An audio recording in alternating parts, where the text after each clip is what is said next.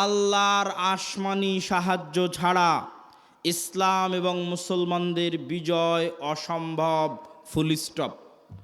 দুনিয়াবি শক্তি দিয়ে ইসলাম এবং মুসলমানদের বিজয় অতীতে কোনোদিন হয়নি, ভবিষ্যতে কোনোদিন হবে না, ফুল স্টপ। নবীদের হয়নি, আমার আপনার হবে না। মুসা দুনিয়ার শক্তি দিয়ে বিজয় লাভ করেনি, ইউশা বিন নুন দুনিয়ার শক্তি দিয়ে বিজয় লাভ করেনি, দাউদ সুলাইমান দুনিয়ার শক্তি দিয়ে বিজয় লাভ করেনি। মুহাম্মদ সাল্লাল্লাহু আলাইহি সাল্লাম বদরে, উহুদে, খন্দকে, বদরে মক্কার কাফের মুশরিক 1000, মুহাম্মদ সাল্লাল্লাহু আলাইহি সাল্লাম 300, উহুদে মক্কার কাফের মুশরিক 2000, মুহাম্মদ সাল্লাল্লাহু আলাইহি সাল্লাম 700, খন্দকে মুহাম্মদ সাল্লাল্লাহু আলাইহি সাল্লাম 700 থেকে 1000। আর মক্কার কাফের মুশরিক শুধু নয়, সারা আরবের কাফের মুশরিক একত্রিত হয়েছে 10,000। খন্দকের যুদ্ধে কোনো দুনিয়াবী শক্তি নাই যা মুহাম্মদ সাল্লাল্লাহু আলাইহি সাল্লামকে জয় লাভ করাতে পারে। এত অসম যুদ্ধ পৃথিবীতে হয় না, কিন্তু এই প্রত্যেকটা যুদ্ধে মুহাম্মদ সাল্লাল্লাহু আলাইহি সাল্লাম জয় লাভ করেছে দুনিয়াবী শক্তিতে না কার সাহায্যে? আল্লাহর সাহায্যে। আর একটা যুদ্ধে সাহাবীরা মনে করেছিল যে আজকে আমরা দুনিয়ার শক্তি দিয়ে জিতবো, ওই যুদ্ধের নাম হুনাইন। মক্কা বিজয়ের পরে এই যুদ্ধ হয়েছিল। মক্কা বিজয় যখন সব মুসলমান হয়ে গেছে, 12,000 সাহাবী হুনাইনের যুদ্ধে। আল্লাহর নবী নিজে চোখে কোনোদিন দেখেইনি, তার পিছে 12,000 মানুষ দাঁড়িয়ে আছে। সাহাবীরা কোনোদিন দেখেনি 12,000-এর জামাত। 300 জন নিয়ে যুদ্ধ করেছে, 700 নিয়ে যুদ্ধ করেছে, 1000 নিয়ে যুদ্ধ করেছে, আজকে হুনাইনে 12,000। তখন সবার আল্লাহর উপর, মুহাম্মদ সাল্লাল্লাহু আলাইহি সাল্লাম বাদ দিয়ে অধিকাংশ সাহাবীর আল্লাহর উপর ভরসা কমে নিজেদের উপর ভরসা চলে এসেছে। যে আজকে হাই কনফিডেন্স, মক্কা বিজয় করেছি আর এখন হুনাইনের যুদ্ধ আমাদের পরাজিত করে কে? আর হুনাইনের যুদ্ধ শুরু হওয়ার আধা ঘন্টা পার হয়নি, 1 ঘন্টা পার হয়নি, সব দৌড়ে দৌড়ে পালাচ্ছে। তাহলে নবীর জীবদ্দশায় দুনিয়ার শক্তিশালী হওয়ার পরেও বিজয় হচ্ছে না পরাজয় হচ্ছে?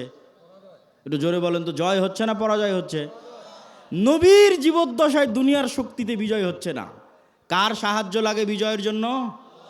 আল্লাহর সাহায্য লাগে। এই আল্লাহর সাহায্য পাওয়ার সিক্রেট যতদিন না জানবেন, আর এই সিক্রেট যতদিন বাস্তবে প্রয়োগ না করবেন, ততদিন দুনিয়ার রাস্তা দিয়ে আপনি যতই চেষ্টা করেন, এটা নিশ্চিত জেনে রাখেন, আপনার ভরসা দুনিয়ার ওপর দেখেই তো আপনি চেষ্টা করতেছেন যে হ্যাঁ, মন্দিরগুলো পাহারা দিয়ে যদি ভোট পাওয়া যায়।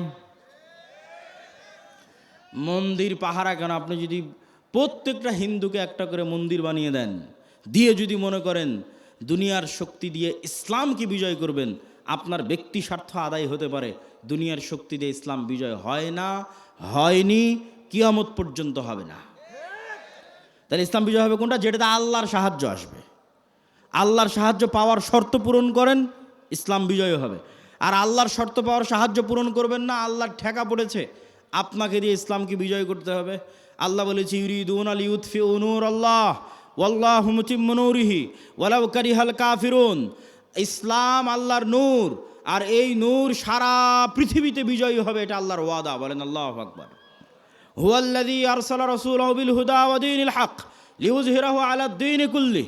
আমি এই দিন মুহাম্মাদের উপর অবতীর্ণ করেছি, এই দিন সারা পৃথিবীতে বিজয়ী হবে। বলেন আল্লাহু আকবার। এটা আল্লাহর ওয়াদা। তো আল্লাহ ইসলামের বিজয়ের জন্য আমার আপনার মুখাপেক্ষী নয়, কিন্তু আমি আপনি যদি শর্ত পূরণ না করি বিজয় হবে না। শর্ত পূরণের 1 নম্বর শর্ত ঈমান বিল গায়বে ইয়াকিন লাগবে। শর্ত পূরণের 2 নম্বর শর্ত সৎ আমল লাগবে। শর্ত পূরণের 3 নম্বর শর্ত শিক্ষা এবং জ্ঞানে এগিয়ে যেতে হবে। ঈমান বিল গায়বের উপর বিস্তারিত আলোচনা বহু বক্তব্যে করেছি। আজকে যা আলোচনা করছি সব আল্লাহর পথে যাত্রা এই বইয়ের মধ্যে আছে। ঈমান বিল গায়বের বিস্তারিত আলোচনা হয়ে আল্লাহর পথে যাত্রা বইয়ের মধ্যে আছে। প্রত্যেক মসজিদে, প্রত্যেক স্কুল, কলেজ, ইউনিভার্সিটিতে এই বইয়ের উপর পাঠচক্র হওয়া উচিত। 2 পৃষ্ঠা করে, 1 পৃষ্ঠা করে প্রত্যেক মসজিদে প্রতি সপ্তাহে অন্তত একদিন সবাই মিলে 2 পৃষ্ঠা পড়ে বোঝার চেষ্টা করবেন কি বলা আছে এই বইয়ের মধ্যে। এই বই থেকে আমাদের আল্লাহর পথে যাত্রা তথা আল্লাহর সাথে সম্পর্ক, ঈমান বিল গায়বের যাত্রাটা শুরু হবে। 2 নম্বর শর্ত কি পূরণ করতে হবে? সৎ আমল। দেখেন মুহাম্মদ সাল্লাল্লাহু আলাইহি ওয়াসাল্লাম বদরের যুদ্ধের দিন এত লম্বা সালাত, এত লম্বা দোয়া, এত লম্বা রাতের সালাত যে আবু বকর রাদিয়াল্লাহু তাআলা আনহু পর্যন্ত ক্লান্ত হয়ে গেছে। আল্লাহর নবী, আপনি নবী, আপনার এত রাতের সালাতের প্রয়োজন, আল্লাহর নবী কেন রাতের সালাতে দাঁড়িয়ে আছে জানেন? আল্লাহর নবী আমার আপনার চেয়ে গায়েব বেশি জানে। আমার আপনার চেয়ে গায়েবের মূলনীতি ওনার জানা আছে, আল্লাহ ওনাকে ওহির মাধ্যমে জানিয়ে রেখেছে। সেটা কি? সেটা হচ্ছে তুমি বদরের যুদ্ধে তোমার শক্তি দিয়ে জিততে পারবে না। মোহাম্মদ, তোমার শক্তি দিয়ে বদরে বিজয় হবে না। বদরে বিজয় হবে কার সাহায্যে? আল্লাহর সাহায্যে। আর আল্লাহর সাহায্য পাওয়ার সিক্রেট হচ্ছে রাতের সালাত। তুমি আল্লাহর সাহায্য পেতে চাও, যত বড় নবী হও, রাতের সালাতে দাঁড়াতে হবে। ফাতাহাজ্জাত বিহি নাফিলাতাল লাক আসা ইয়াবআসাকা রাব্বুকা মাকামাম মাহমুদা। তুমি সর্বশ্রেষ্ঠ নবী হওয়ার পরেও আল্লাহর সাহায্য আসমান থেকে দুনিয়াতে আনার জন্য শ্রেষ্ঠতম নবী হওয়ার পরেও তোমাকে রাতের সালাতে ঘন্টার পর ঘন্টা দাঁড়িয়ে থাকতে হবে। আর বাংলার মানুষেরা স্বপ্ন দেখে নামাজ 5 ওয়াক্ত সালাত আদায় না করেই খালি ভোট দিয়ে ইসলামকে বিজয় করে দিবে। অসম্ভব, এটা অসম্ভব, ইম্পসিবল। আপনাকে ন্যূনতম আল্লাহর সাহায্য পাওয়ার পূর্ব শর্ত পূরণ করতে হবে। সেই পূর্ব শর্তের 2 নম্বর হচ্ছে সৎ আমল। রাতের সালাত না পারেন 5 ওয়াক্ত সালাত ঠিক রাখতে হবে। আর রাতের সালাত আর সকাল সন্ধ্যের জিকির মোস্ট পাওয়ারফুল। সকাল সন্ধ্যের জিকির কেন পাওয়ারফুল? মূসা আলাইহিস সালাতু ওয়াস সালাম ফেরাউনের উপর বিজয় লাভ করবেন, অথচ মূসা আলাইহিস সালাম আমার এবং আপনার চেয়ে দুর্বল। মূসা আলাইহিস সালামকে আল্লাহ বলছে, যাও ফেরাউনের কাছে, ওয়ালা তানিয়া ফি জিক্রি, সব সময় আমাকে স্মরণে রাখবা, জিকির ভুলবা না। জিকির না করলে তুমি জিততে পারবে না। জাকারিয়া আলাইহিস সালাতু ওয়াস সালাম আল্লাহর কাছে সন্তান চাইলেন, আল্লাহ বললেন সন্তান হবে। বন্ধা স্ত্রী, বার্ধক্য বয়স, কেমনে সন্তান হবে? আল্লাহ আলামত বলেন। আল্লাহ বললেন সকাল সন্ধ্যা জিকির করো, সন্তান হবে। সকাল সন্ধ্যা জিকির পৃথিবীর এমন বড় সিক্রেট, যা দিয়ে পৃথিবীর এমন কোনো অসম্ভব নাই, যা সম্ভব করা সম্ভব নয়। মূসা যদি ফেরাউনকে পরাজিত করতে পারে, এই অসম্ভব যদি সম্ভব হয়ে যেতে পারে, জাকেরিয়াকে যদি আল্লাহ সন্তান দিয়ে দিতে পারে, তো সকাল সন্ধ্যার জিকির দিয়ে পৃথিবীর সব অসম্ভবকে সম্ভব করা যাবে। কেন? আপনার এই ইয়াকিন থাকতে হবে, ইউসাব্বিহু লিল্লাহি মা ফিস সামাওয়াতি ওয়া মা ফিল আরজ, আসমান জমিন এবং তার মধ্যে যা কিছু আছে, জীব জন্তু, জড়বস্তু, জড় পদার্থ, কীট পতঙ্গ, এই টিস্যু, এই বই, মাইক, মোবাইল, এই কাঠের ডায়াস, এই ক্যামেরা, যা দেখতে পাচ্ছি, এরা এখনও 24 ঘন্টা আল্লাহর তাসবিহ পাঠ করতেছে। বলেন আল্লাহু আকবার। এটা গায়েব। এই গায়েবের মূলনীতি আল্লাহ কোরআনে দিয়ে দিয়েছে, যে তোমরা তো গায়েব জানো না, তোমাদেরকে জানিয়ে দিচ্ছি। এরা সবাই তাসবিহ পাঠ করতেছে। তাহলে আপনিও যখন সকাল সন্ধ্যার জিকির করবেন, এরাও আপনার সেই তাসবিহ বুঝবে। সুলাইমান আলাইহিস সালামেরটা বুঝতো, সুলাইমান আলাইহিস সালাম ওদেরটাও বুঝতো। এরা পরস্পর আমি যদি সুবহানাল্লাহি ওয়া বিহামদিহি সুবহানাল্লাহিল আযীম বলি, এগুলো সব কিয়ামতের মাঠে সাক্ষী দিবে। এরা শুনছে, কিয়ামতের মাঠে সাক্ষী দিবে। বলেন আল্লাহু আকবার। মুয়াজ্জিনের আজান যত দূর পর্যন্ত যাবে, এই প্রত্যেকটা জীব জন্তু, কীট পতঙ্গ, জড়বস্তু, জড় পদার্থ, এরা শুনে, এরা নিজেরা তাসবিহ পড়ে, এরা মানুষের তাসবিহ শুনে। মুয়াজ্জিনের আজান যত দূর পর্যন্ত যাবে, পৃথিবীর প্রত্যেকটা ধূলিকণা বালিকণা কিয়ামতের মাঠে ওই মুয়াজ্জিনের পক্ষে সাক্ষ্য দিবে। বলেন আল্লাহু আকবার। এই জন্য জিকির মোস্ট পাওয়ারফুল, সবচেয়ে পাওয়ারফুল। আল্লাহ আসমান জমিন সৃষ্টি করেছেন আওয়াজ দিয়ে, আল্লাহ আসমান জমিন ধ্বংস করবেন আওয়াজ দিয়ে। পৃথিবীর প্রত্যেক জীবজন্তু, জড়বস্তু, জড়পদার্থ সবসময় আওয়াজ বের করতেছে, আল্লাহর তাসবিহ পাঠে আওয়াজ বের করতেছে। সব ফেরেশতা সবসময় আল্লাহর তাসবিহ পাঠে আওয়াজ বের করতেছে। আওয়াজ সবচেয়ে মোস্ট পাওয়ারফুল।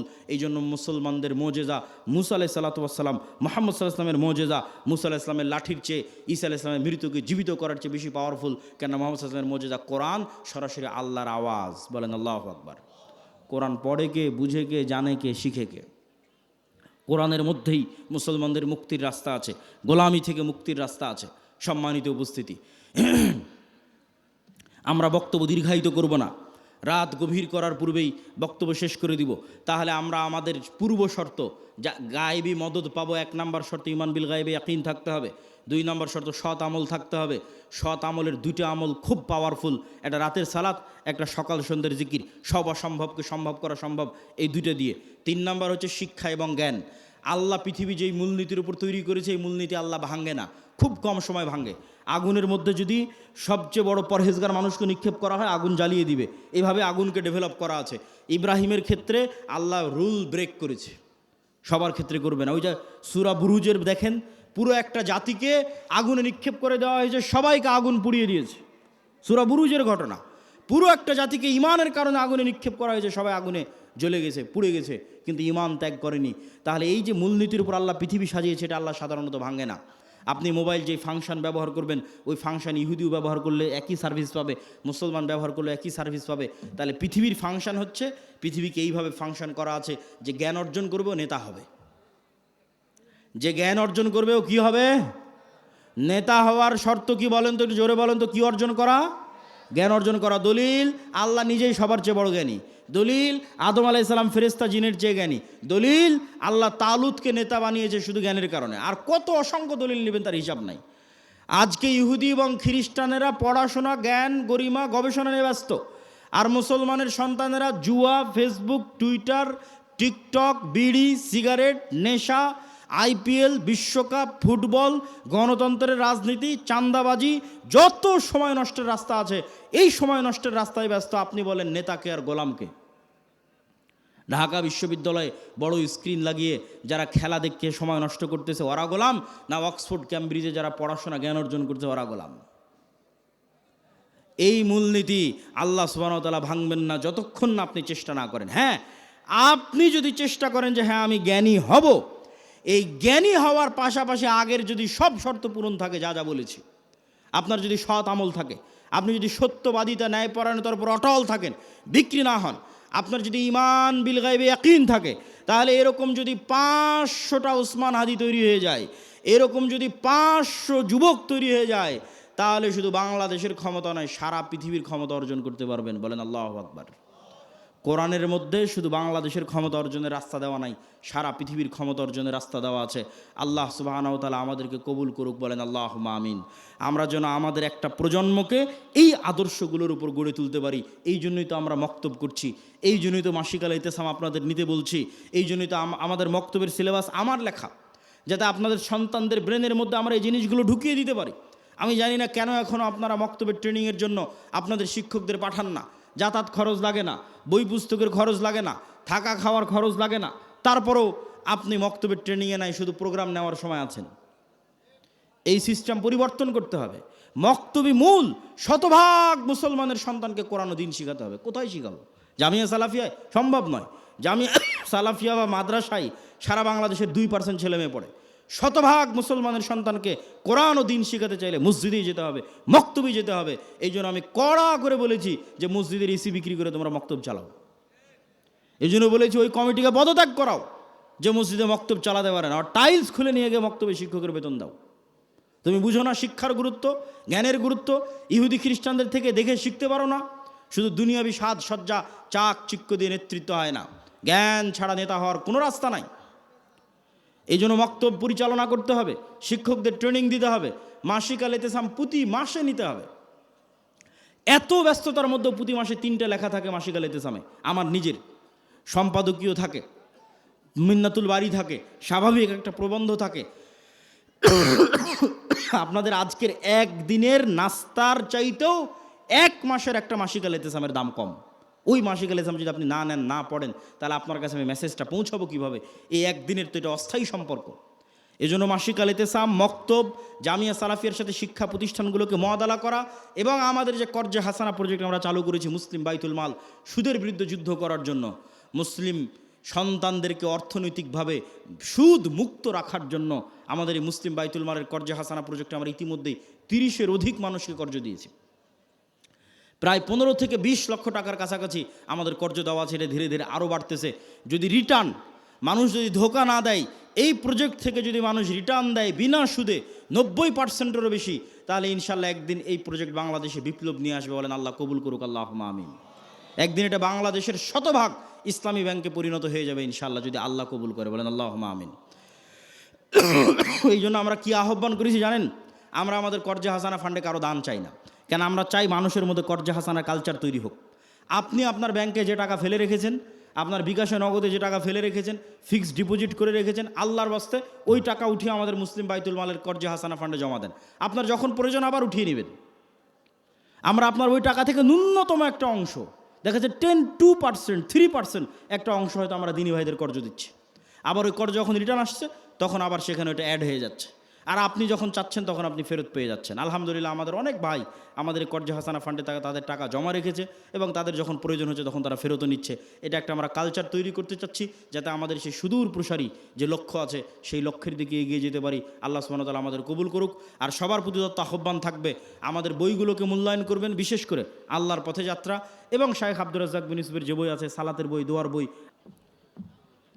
আজকে আমরা এমন এক দিনে, এমন এক দুঃখ ভারাক্রান্ত পরিস্থিতিতে আমাদের আল জামিয়া সালাফিয়া দিনাজপুরের এই সালাফি কনফারেন্সে উপস্থিত হয়েছি।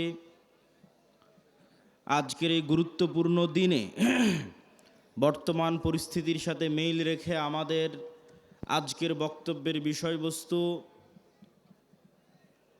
গোলামি থেকে আজাদির পথে যাত্রা, স্বাধীনতার এবং মুক্তির পথে যাত্রা। আমরা বাংলাদেশের মুসলমানেরা যে গোলাম আছি তার সবচেয়ে বড় প্রমাণ হচ্ছে বাংলাদেশ নামক রাষ্ট্রের কাছে এখনও কোনো একটা বিল্ডিং ভেঙে যাওয়া, কোনো একটা বিল্ডিং পুড়ে যাওয়ায় বেশি মায়া কান্না, বেশি গুরুত্ব পায় ওসমান হাদিদের মতো মানুষের মৃত্যুর চেয়ে।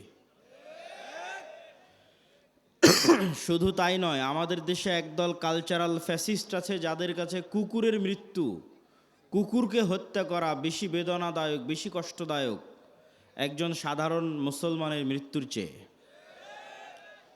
পাশাপাশি ফিলিস্তিনের গাজা এবং আমাদের পার্শ্ববর্তী রোহিঙ্গা, তাদের অবস্থা দেখলে আপনারা বুঝবেন যে আমরা গোলামির জীবনযাপন করছি এবং এই গোলামি ঠিক বানু ইসরাইলেরা যে ফেরাউনের গোলাম ছিল সেই গোলামি।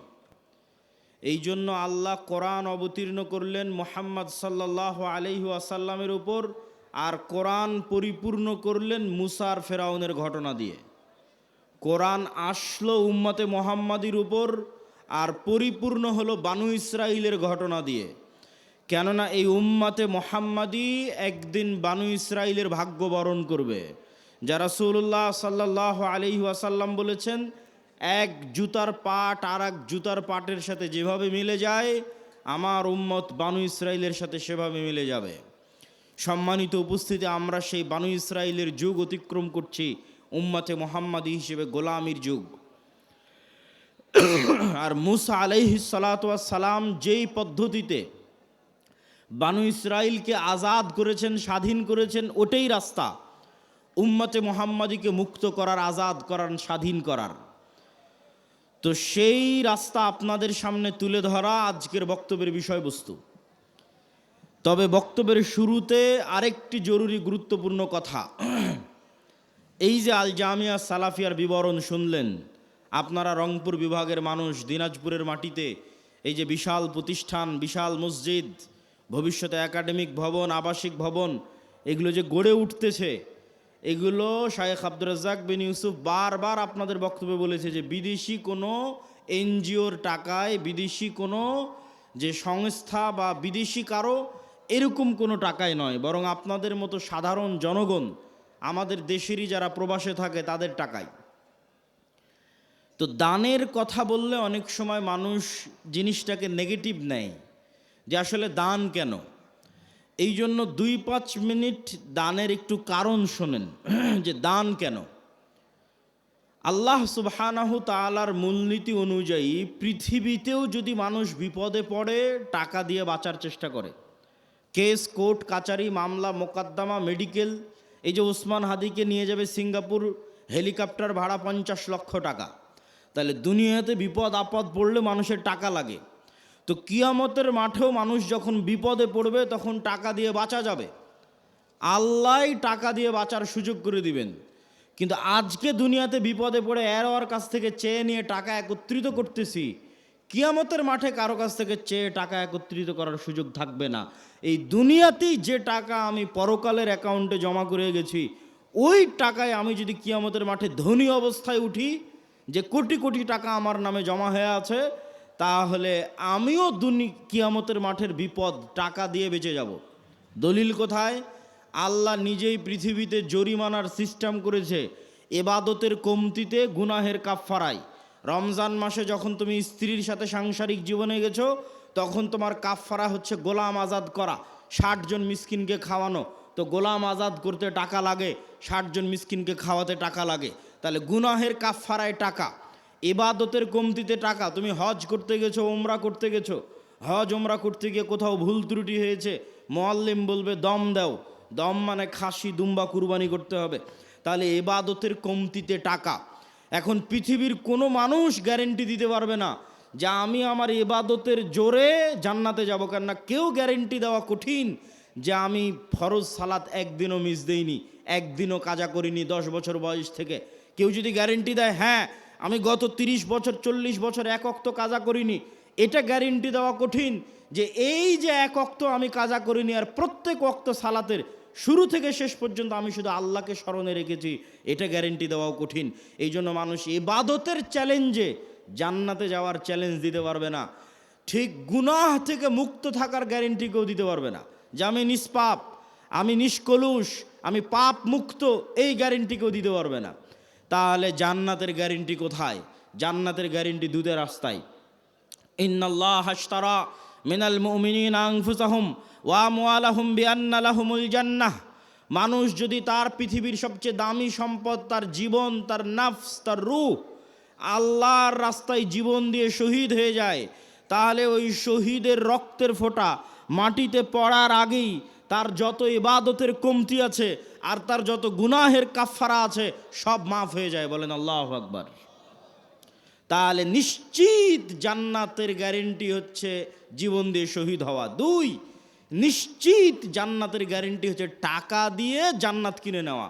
ইবাদতের কমতিও পূরণ হবে টাকা দিয়ে, গুনাহের কাফফারাও হবে টাকা দিয়ে।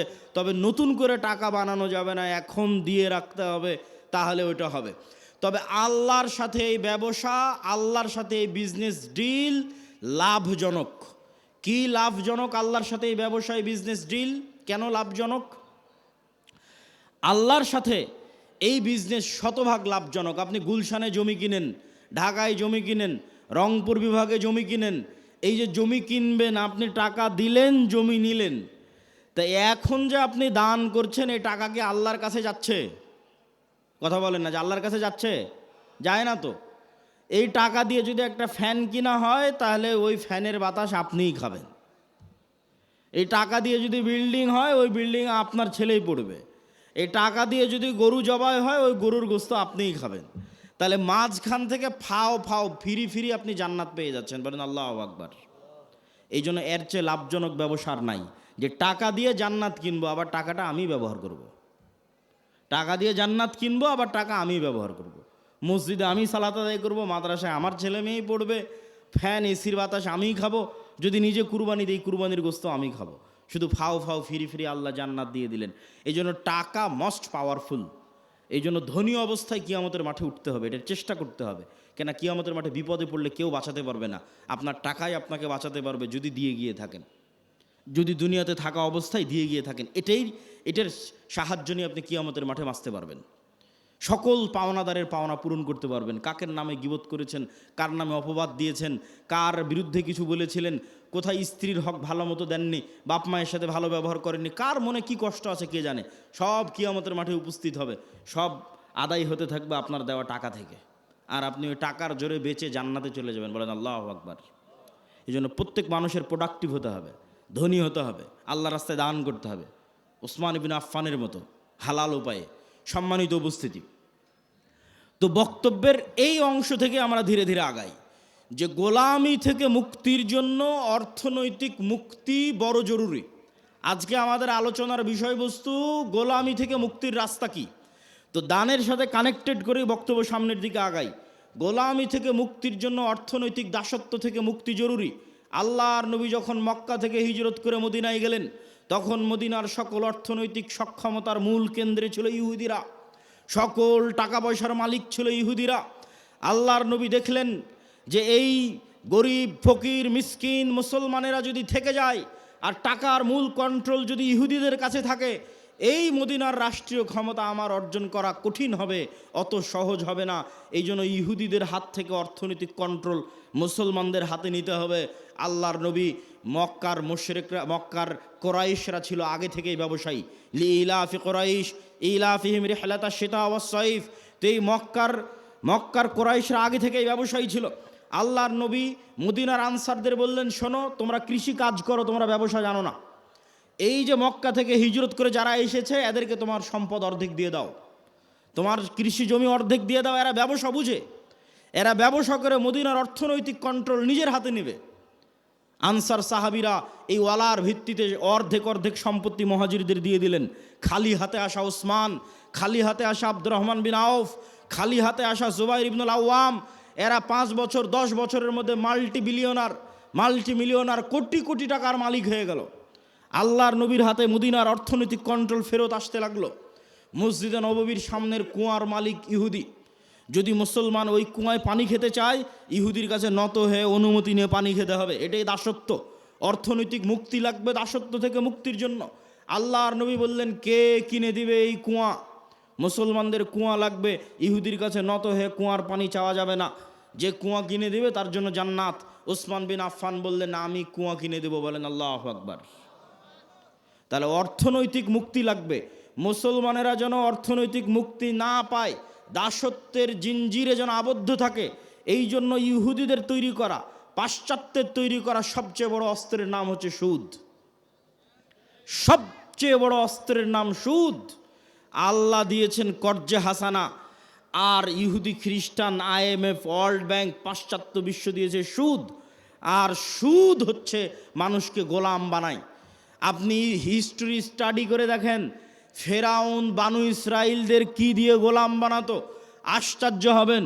ফেরাউন বানু ইসরাইলদের যেই পদ্ধতি দিয়ে গোলাম বানাতো, তার একটা পদ্ধতি সুদি লেনদেন, সুদের কর্জ। আর সুদের কর্জের মিনিস্টার ছিল কারুন। এই জন্য আপনারা কারুনের নাম শুনেছেন। ফেরাউনের একটা বড় মন্ত্রীর নাম হচ্ছে কারুন, যার কাছ থেকে সুদের অর্থ লেনদেন করতো বানু ইসরাইলেরা। সব সুদের ঋণী ছিল, এই জন্য সব গোলাম ছিল। তাহলে বানু ইসরাইলকে গোলাম বানানোর একটা স্ট্র্যাটেজি ছিল সুদ। আজকের মুসলিম উম্মাহকে গোলাম বানানোর একটা স্ট্র্যাটেজি হচ্ছে সুদ। পুরো দেশ গোলাম সুদের ঋণের কারণে। পুরো একটা মুসলমানদের বলে পারমাণবিক শক্তির অধিকারী পাকিস্তান, এই পুরো একটা রাষ্ট্র গোলাম শুধু এই সুদের ঋণের কারণে। ওই যে বাপ দাদার কাছ থেকে, প্রভুর কাছ থেকে সুদ নিয়ে রেখেছে, ওদের পারমিশন ছাড়া ওই পারমাণবিক অস্ত্রে চাপও দিতে পারবে না। ফাও, কোনো কাজ নাই। তাহলে মুক্তির জন্য অর্থনৈতিক মুক্তি খুবই জরুরি। আর এই অর্থনৈতিক মুক্তির জন্য সুদের আযাব থেকে মুক্তি জরুরি। সুদ কেন গোলাম বানায়? রাসূলুল্লাহ সাল্লাল্লাহু আলাইহি ওয়াসাল্লাম তার বহু দোয়ায় বলেছেন, আল্লাহুম্মা ইন্নী আউযুকা মিনাল মা'সামি ওয়াল মাগরাম। হে আল্লাহ, গুনাহ থেকে বাঁচতে চাই, ঋণ থেকে বাঁচতে চাই। আল্লাহর নবী বহু দোয়ায় বলেছেন, হে আল্লাহ, যালঈদ-দাইনি ওয়া গালাবাতির রিজাল, ঋণের বোঝা থেকে বাঁচতে চাই, মানুষের আধিপত্য থেকে বাঁচতে চাই। আল্লাহর নবীকে সাহাবীরা জিজ্ঞেস করলেন, হে আল্লাহর নবী, কেন আপনি ঋণের বোঝা থেকে বাঁচার জন্য এত দোয়া করেন?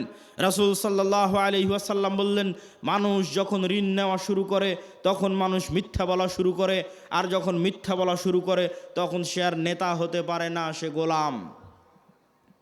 তাহলে আমাদের মা বোন যতজন কিস্তিতে লোন নিয়ে রেখেছে, এরা সবাই মিথ্যার প্র্যাকটিস করে। ওই কিস্তি মিস দেওয়ার জন্য, মাফ করার জন্য, আর সন্তানকে পর্যন্ত মিথ্যা বলায়। তাহলে পুরো একটা কম যখন মিথ্যুক অবস্থায় গড়ে উঠতেছে, সুদের জন্য মিথ্যার প্র্যাকটিস করতেছে, এরা গোলাম, এরা জীবনে কোনোদিন নেতা হতে পারবে না। তাহলে নেতা হতে হলে সুদি লোন থেকে বাঁচতে হবে, কর্জ থেকে বাঁচতে হবে, যেন মিথ্যা না বলা লাগে। মিথ্যা বলা থেকে বাঁচতে হবে, না হলে নেতা হতে পারবেন না। এই পয়েন্ট থেকেই, এই যে মিথ্যা বলা থেকে বাঁচা, এটার থেকে 2 নম্বর পয়েন্টে চলে যাই, যে গোলামির পথ থেকে, গোলামির জিঞ্জির থেকে বাঁচার দ্বিতীয় রাস্তা হচ্ছে সত্যবাদিতা, ন্যায় পরায়ণতা। আমি গত 2 বছর এই বক্তব্য দিয়েছি, কিন্তু মানুষকে উদাহরণ দিতে পারিনি যে সত্যবাদিতা, ন্যায় পরায়ণতা মানে উদাহরণ কি। এখন অন্তত বক্তব্যে উদাহরণ দিতে পারবো যে শরীফ ওসমান হাদি হচ্ছে সত্যবাদিতা, ন্যায় পরায়ণতার একটা অন্তত প্রতীক, যে জুলাই আগস্টের পর সব মানুষ নিজ নিজ দলের হয়ে গেল। আর যখনই আপনি কোনো দল করবেন, ওই দলের স্বার্থের বাইরে গিয়ে আপনার মুখ খুলবে না, জিহ্বা আটকা, বন্ধ। আর যখনই আপনি গণতন্ত্রের রাজনীতির মধ্যে থাকবেন, তখন মিথ্যা আপনার রক্তের মধ্যে মিশে যাবে।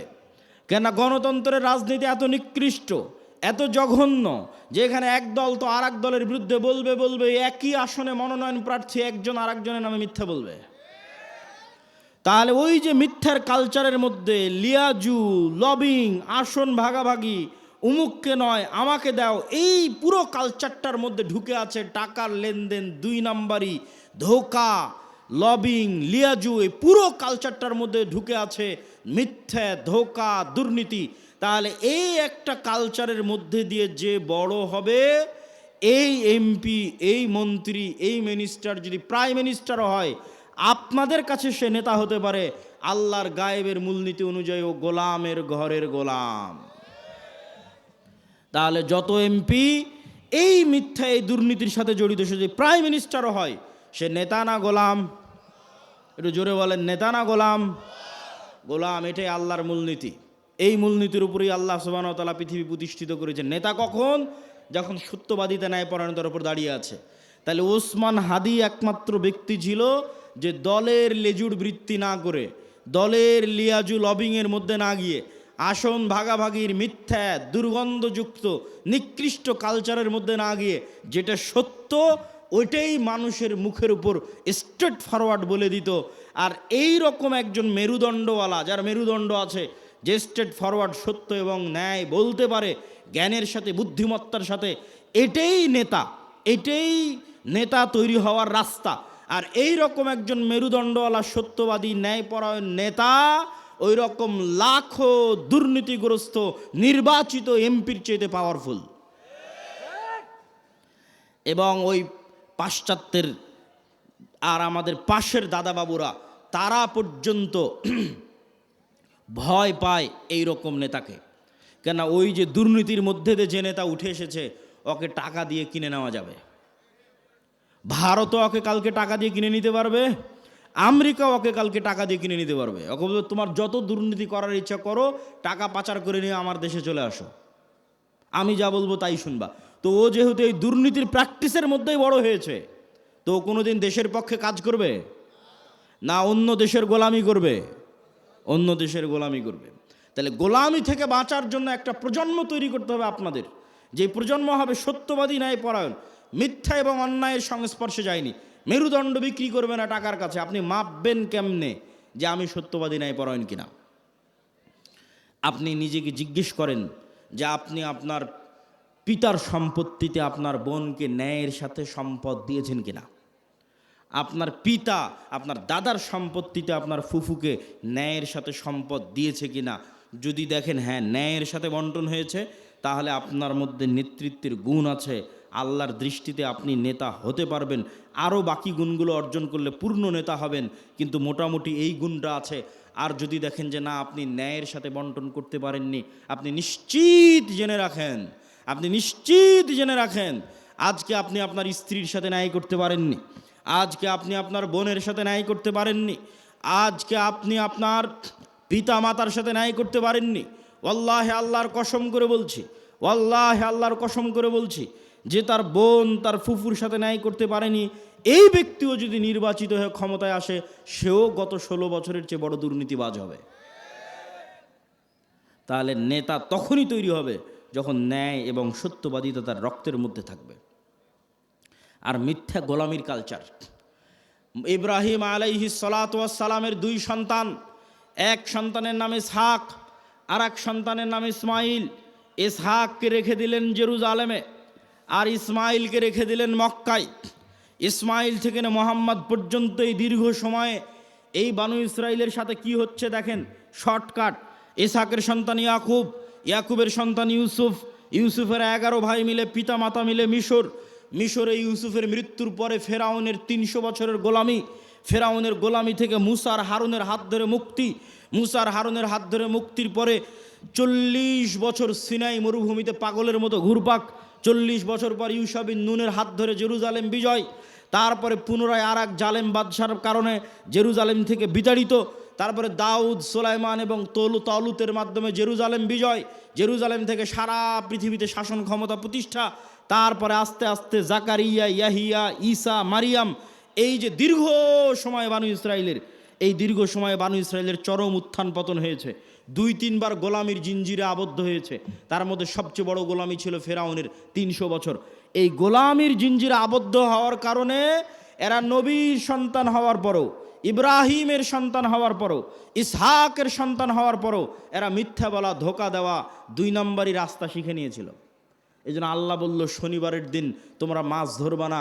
দাউদ কোরআন পড়ে, মাছেরা কোরআন শুনতে আসে, জাবুর শুনতে আসে। এরা করলো কি, শনিবারের দিন মাছগুলো আটকে রেখে দিল, রবিবারের দিন ধরলো। কি পরিমাণ ধোকাবাজ! অথচ এরা নবীর সন্তান, ইব্রাহিমের সন্তান, এই সিলসিলার সন্তান। আর এইদিকে এই যে ইসমাইল থেকে মোহাম্মদ পর্যন্ত এই লম্বা সময়, সেম টাইম, এই লম্বা সময়ে মক্কায় কোনো নদী নাই, মক্কায় কোনো ফল ফসল উৎপাদন হয় না, মক্কা কোনো বড় ব্যবসায়িক কেন্দ্র নয়, মক্কা কোনো বড় রাজনৈতিক কেন্দ্র নয়। ফলত বিশ্বের কোনো পরাশক্তি, না রোমান না পারস্য, কেউ মক্কা দখল করেনি। মক্কা দখল করে কেউ কোনোদিন ইসমাইলের সন্তানদের গোলাম বানায়নি। ফলত ইসমাইল থেকে মোহাম্মদ পর্যন্ত ইসমাইলের সন্তানেরা শিরকে লিপ্ত হলেও 2 নম্বরই দুর্নীতি, জুয়াচুরি, ধোঁকা, এই রাস্তাগুলো থেকে অনেক অনেক দূরে ছিল। এর 2-1টা উদাহরণ আপনি দেখতে পাবেন। আব্দুল মোত্তালেব, আবু তলেব, আবু সুফিয়ান। আব্দুল মোত্তালেব মোহাম্মদ ইসলামের দাদা, ইনি মুশরিক, কিন্তু আব্দুল মোত্তালেবের হিস্ট্রিতে কেউ দেখাতে পারবে না যে ও মিথ্যুক, মানুষের সম্পদ মারে নাই, 2 নম্বরই করে ধোঁকাবাজি করে, এটা দেখাতে পারবে না। আবু তলেব মোহাম্মদ ইসলামের চাচা, মৃত্যু পর্যন্ত ইসলাম গ্রহণ করেনি আল্লাহর নবী এতবার বলার পরেও। কিন্তু আবু তলেব সত্যবাদী ছিল, ন্যায়পরায়ণ ছিল, মানুষকে ধোঁকা দিয়ে, মানুষের টাকা নিয়ে মেরে খাওয়া, জুয়াচুরি, ধোঁকাবাজি এগুলো বুঝতো না। এই জন্য আল্লাহর নবী বলে গেছে, আল আইম্মাতু মিন কুরাইশ। মক্কা বিজয়ের পর প্রায় সব কুরাইশ ইসলাম গ্রহণ করে নিয়েছিল, সব। মক্কা বিজয়ের আগ পর্যন্ত তারা কাফের থাকতে পারে, আল্লাহ নবীর সাথে যুদ্ধ, মারামারি সব কিছু করেছে, কিন্তু মক্কা বিজয়ের পর প্রায় সব কুরাইশ ইসলাম গ্রহণ করে নিয়েছে। আল্লাহ নবী বলেন, আল আইম্মাতু মিন কুরাইশ, আমার উম্মতে যতদিন নেতা হবে, খলিফা হবে, কুরাইশ বংশ থেকে হবে, ইসমাইলের সন্তান থেকে হবে। আবু বকর কুরাইশ বংশের, ওমর কুরাইশ বংশের, ওসমান কুরাইশ বংশের, আলী কুরাইশ বংশের, সব ইব্রাহিমের সন্তান, ইসমাইলের সন্তান। সম্মানিত উপস্থিতি, কি বুঝালাম এটার থেকে? গোলামি মে বদল জাতি হে কওমো কা জমির। গোলামি করলে জাতির চরিত্র চেঞ্জ হয়ে যায়। আমরা যে 190 বছর ব্রিটিশের গোলামি করেছি এবং আমাদের স্বভাব চরিত্র চেঞ্জ হয়ে গেছে, তার একটা আলামত আমি নিজে ইউরোপ সফর করতে গিয়ে পেয়েছি। চাক্ষুষ একটা আলামত বলি। আমি মনে করতাম সারা পৃথিবী ইংরেজি ভাষা দিয়ে চলে। আমাকে যেহেতু কেউ কোনোদিন এই ভুলটা ভেঙে দেয়নি, আমি যেহেতু নিজে প্র্যাকটিক্যালি আমার এই ভুল ধরা পড়েছে, ফলত আমার রিয়েলাইজেশন অনেক গভীর। তো আমি মনে করতাম সারা পৃথিবী ইংরেজি দিয়ে চলে। ইংল্যান্ডেও থাকলাম প্রায় 1 বছর। এই ইংল্যান্ডে থাকা অবস্থায় যখন ফ্রান্স গেলাম, স্পেন গেলাম, ইতালি গেলাম, স্পেনের যখন কর্ডোভা, গ্রানাডায় যাওয়ার জন্য যে বিমানবন্দরে নামলাম, ওই বিমানবন্দরে নেমে এক্সিট লেখাটা আমি ইংরেজিতে খুঁজে পাচ্ছিলাম না। ইংরেজি ভাষার এত অনুপস্থিতি যে বাহিরে যে বের হব, কোন রাস্তা দিয়ে বের হব, কোথায় এক্সিট, কিছু খুঁজে পায় না। সব স্প্যানিশ ল্যাঙ্গুয়েজ। যারা এয়ারপোর্টে দায়িত্ব পালন করছে, ওদের সাথে গিয়ে যে ইংরেজিতে কথা বলবো, ওরাও ইংরেজি বোঝে না। আরে অন্তত এয়ারপোর্টে দায়িত্বশীল তো ইংরেজি বুঝবে। এত উন্নত রাষ্ট্র স্পেন, এত উন্নত রাষ্ট্র ফ্রান্স, এত উন্নত রাষ্ট্র ইতালি, ইংরেজি জানে না। আমার তো মাথায় ঘুরে গেল, কেন ইংরেজি জানে না? তখন আমি রিয়ালাইজ করলাম, আমার মদিনা ইসলামী বিশ্ববিদ্যালয়ের বন্ধু, বাড়ি আফ্রিকা, ও বলতো আর ভাষা ফরাসি। আমি তখন এটা না অত গভীর চিন্তা করিনি যে ওর ভাষা ফরাসি কেন। ফ্রান্সে যখন গেলাম, দেখি ফ্রান্সে সব আফ্রিকান মুসলমান। ফ্রান্সে ভারত পাকিস্তানের মুসলমান কম, আফ্রিকার মুসলমান বেশি। ইংল্যান্ডে আবার ভারত পাকিস্তানের মুসলমান বেশি, আফ্রিকার মুসলমান কম। তখন সব রহস্য ভেদ হয়ে গেল যে ওর ভাষা কেন ফরাসি আর আমার কাছে কেন ইংরেজির এত গুরুত্ব, জন্মগত কেমনে অটোমেটিক। সবাই আমাদের দেশের মানুষ জানে যে ইংরেজি অনেক গুরুত্বপূর্ণ ভাষা, অথচ ইউরোপের অধিকাংশ দেশ ইংরেজির কোনো ভ্যালুই নাই, দামই নাই। ওরা এতটা অহংকারী, ফ্রান্স, ইতালি, স্পেন, জার্মান, এতটা অহংকারী, ওরা ইংরেজি শিখবেই না। তাহলে আমি কেমনে জন্মগত মেনে বুঝে নিলাম যে ইংরেজি গুরুত্বপূর্ণ? এটাই 200 বছর যে আমরা ব্রিটিশের গোলামি করেছি, গোলামি মে বদল জাতি হে কওমো কা জমির। আমরা নিজের অজান্তেই ওর গোলামির প্রভাব বহন করতেছি। আমি আব্দুল্লাহ নিজের অজান্তেই, আমার পূর্বপুরুষ 190 বছর ব্রিটিশের গোলাম ছিল, তার প্রভাব আমি আমার অজান্তে বহন করতেছি। আর আমার ওই বন্ধু যে আফ্রিকায় বাড়ি, ও অজান্তে ইউরোপীয় উপনিবেশের গোলামির চিহ্ন বহন করতেছে।